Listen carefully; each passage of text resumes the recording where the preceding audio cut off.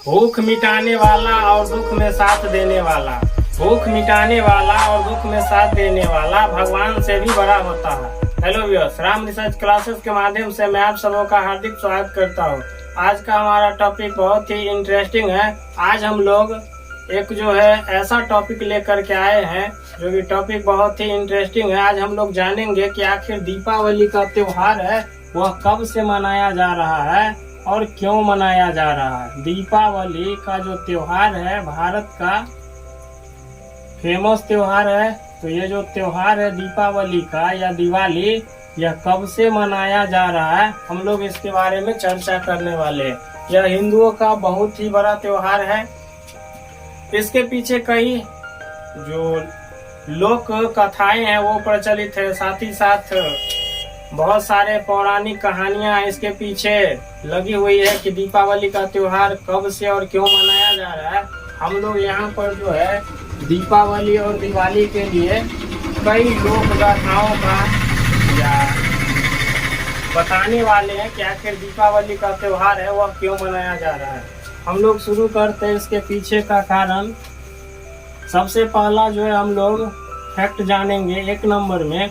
तो पहला फैक्ट कहता है कि सबसे पहले हम लोग जान लेते हैं कि दिवाली का मतलब क्या होता है या दीपावली का मतलब क्या होता है। तो दीपावली का मतलब होता है रोशनी का पंक्ति, और इसका अर्थ हम लोग ये निकाल सकते हैं कि अंधेरा पर जो है उजाले का जीत, यही होता है दीपावली या दिवाली का अर्थ होता है कि रोशनी की पंक्ति। अब दीपावली कब से मनाया जा रहा है तो इसके पीछे का हम लोग फैक्ट जानने वाला है।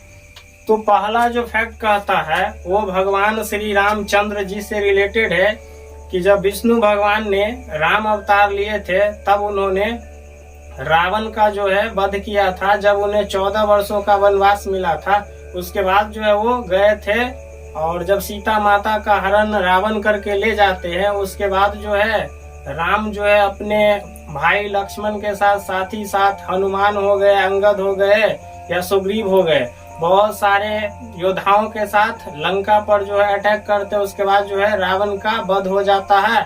उसके बाद जो है सभी लोग जो है वन से वापस अयोध्या आते हैं 14 वर्षों के बाद।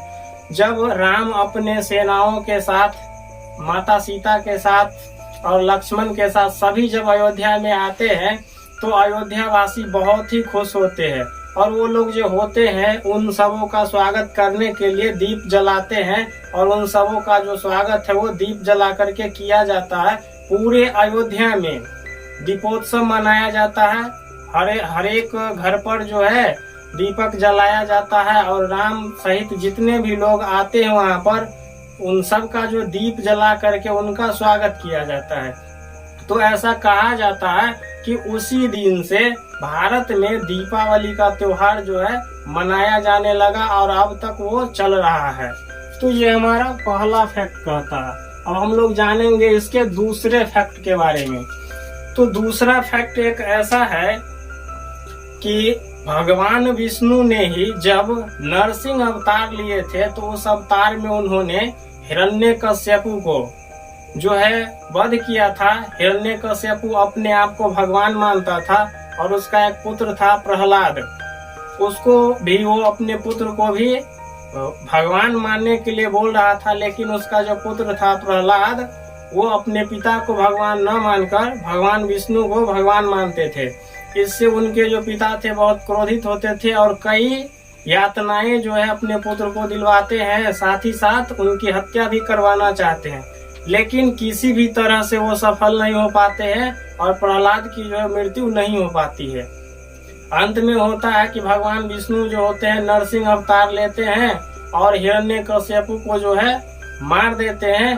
उसके बाद जो है जैसे ही उस राक्षस राज का अंत होता है लोग जो है खुश होते हैं, और उस दिन से जो है उस दिन दीपक जलाया जाता है, और ऐसा माना जाता है कि उसी दिन से दीपावली का त्योहार जब पूरे भारतवर्ष में मनाया जाने लगा।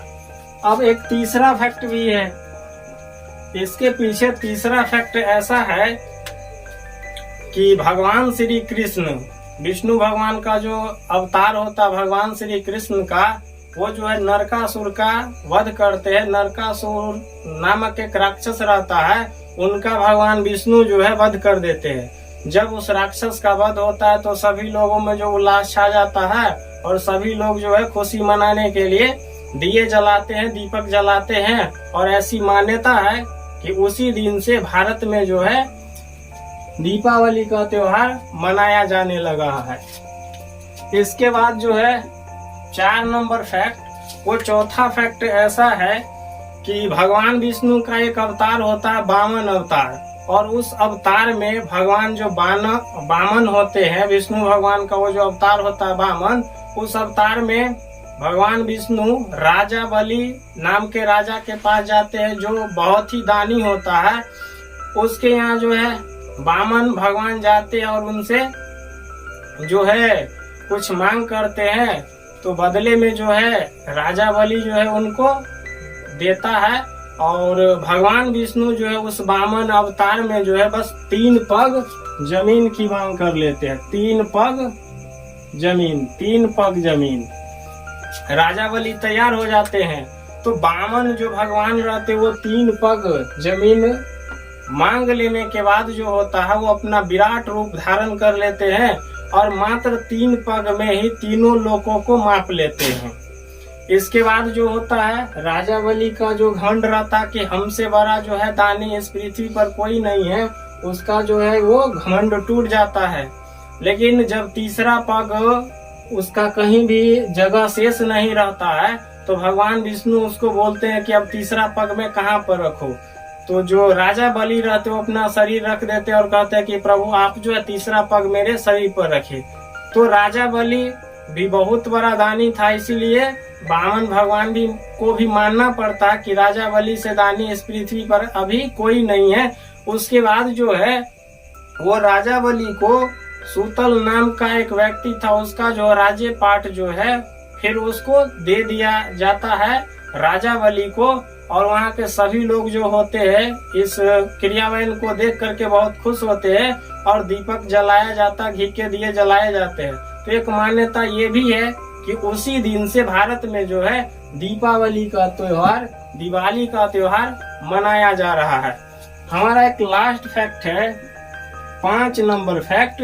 5 नंबर फैक्ट ऐसा है कि जब समुद्र मंथन होता है तो समुद्र मंथन में से बहुत सारी चीजें निकलती है, विष निकलता है, अमृत निकलता है, बहुत सारी चीजें निकलती है।